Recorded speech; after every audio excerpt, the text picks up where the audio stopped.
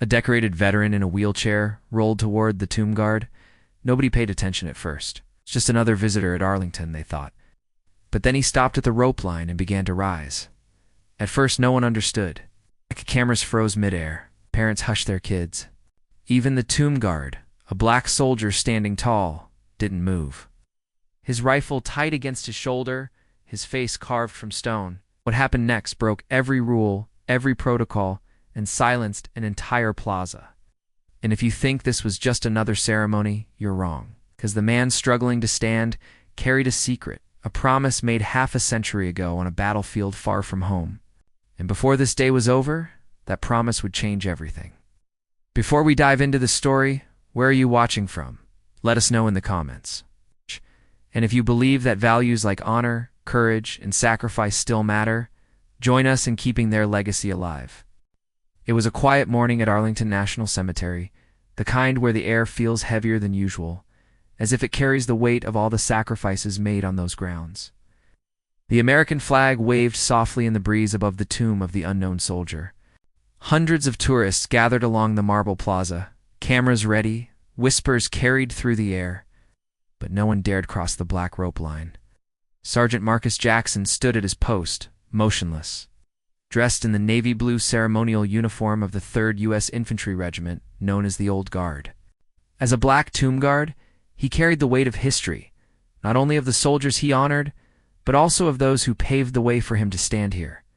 His white gloves gripped the polished M14 rifle resting perfectly against his shoulder.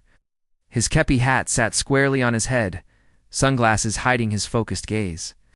To anyone watching, he looked like a statue carved from stone, moving, unshakable, eternal. Inside, Marcus's thoughts were as disciplined as his posture.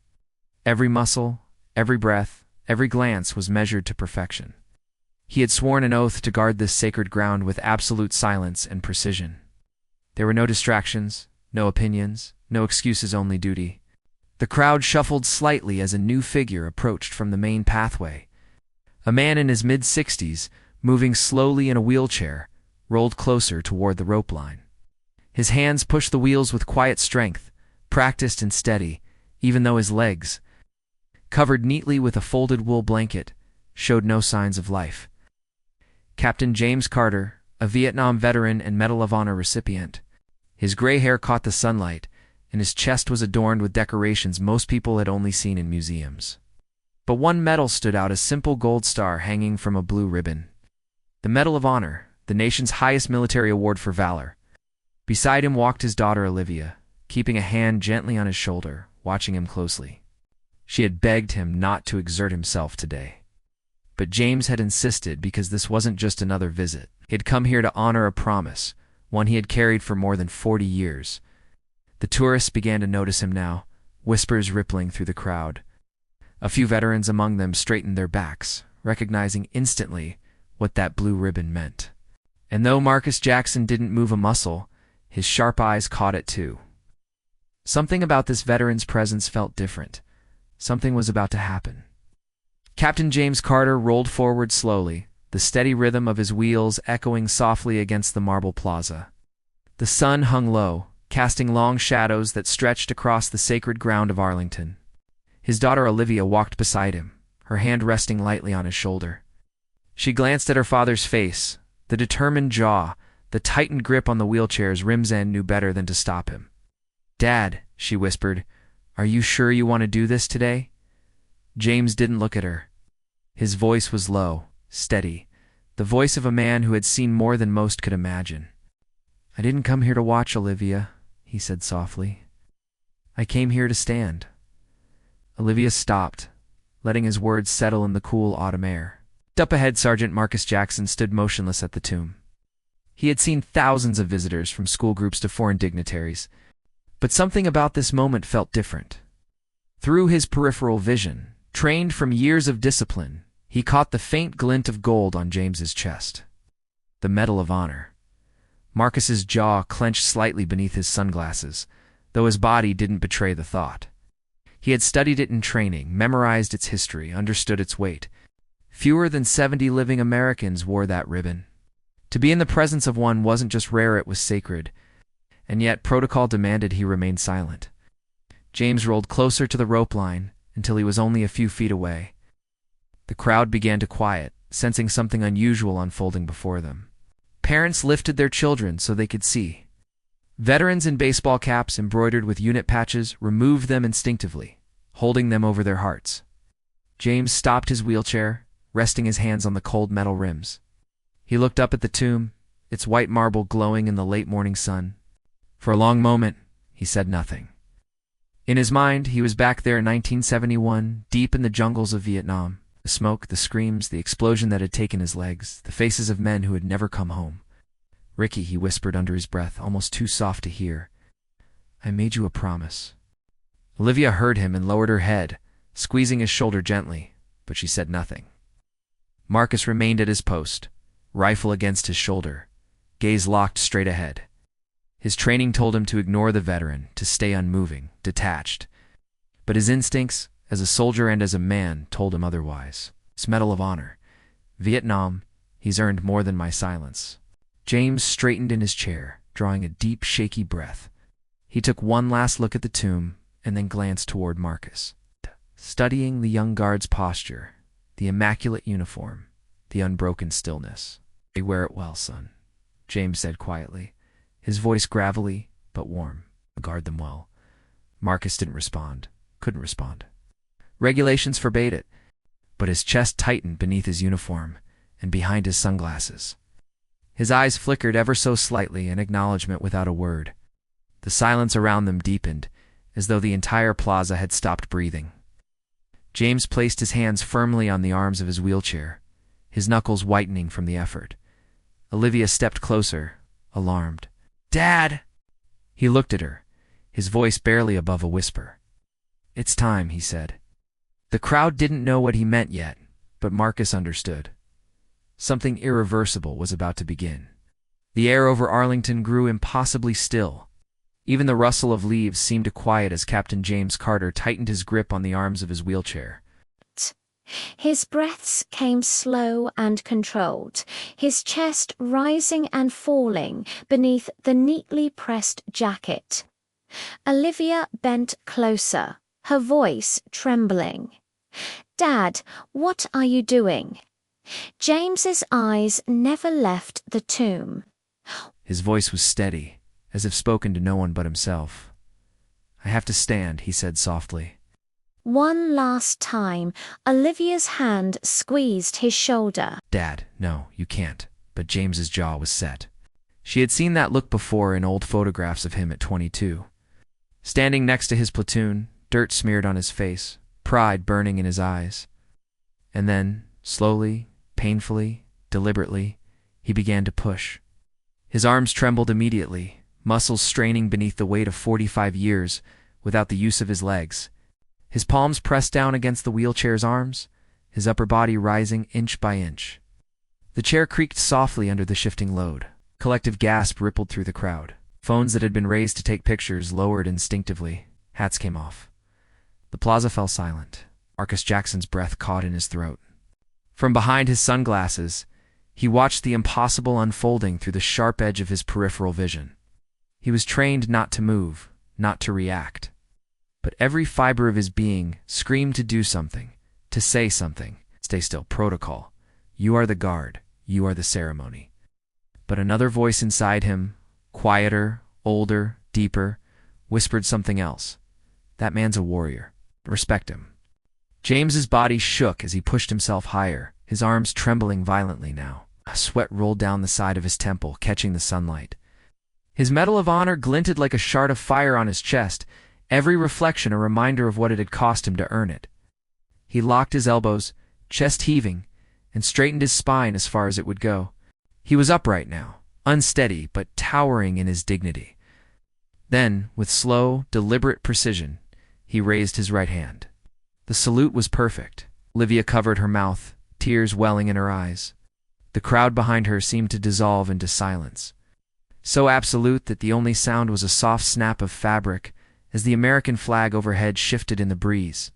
Marcus's heartbeat thundered in his ears. His training told him to remain immovable, but something stronger, older than the uniform, deeper than the oath, rose within him. For the first time in his career as a tomb guard, he broke protocol. In one crisp, perfect motion, Marcus shifted his rifle to his shoulder, pivoted his heels against the marble, and snapped his right hand up in salute. The sound of his boots striking the stone rang sharp and clear across the plaza. And then for a moment that stretched into eternity, the two men, one standing by duty, the other standing by will, locked eyes. Generations of service passed silently between them. James's lips moved just barely. For them, he whispered, voice raw but unbroken. Marcus's throat tightened. He gave the smallest of nods beneath his sunglasses, just enough for James to know he'd heard. Around them, veterans who had been watching stood to attention instinctively. Retired Marine raised his own salute, his hands shaking. A former Army nurse clasped her husband's hand, tears streaming down her face. Parents lifted their children so they could see, murmuring softly about what was happening. And still, neither Marcus nor James moved. The salute held. 5 seconds. 10. 15. James's arms began to shake uncontrollably now. Every muscle in his upper body burned with pain, but his salute never wavered. Olivia took a step forward, panicked. "Dad, please, you have to sit," but James didn't hear her. His eyes were fixed on the tomb, on the silent guard before him, on every name that had never been spoken, every soldier who had never come home.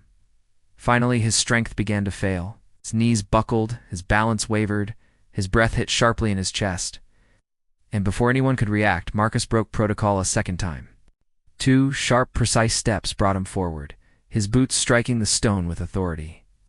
With one smooth motion, he slid his left arm under James's and steadied him, lowering him gently back into his wheelchair. James's head fell back, his breath shallow but even, his hand dropped to his lap, fingers trembling from exhaustion. Marcus knelt slightly, leaning close, his voice low enough only James could hear. "You stood for them," Marcus said softly. "Let me stand for you." James's lips curled into the faintest smile. His voice came out rough but strong. "Thank you, son." Olivia wiped her face, her hands trembling.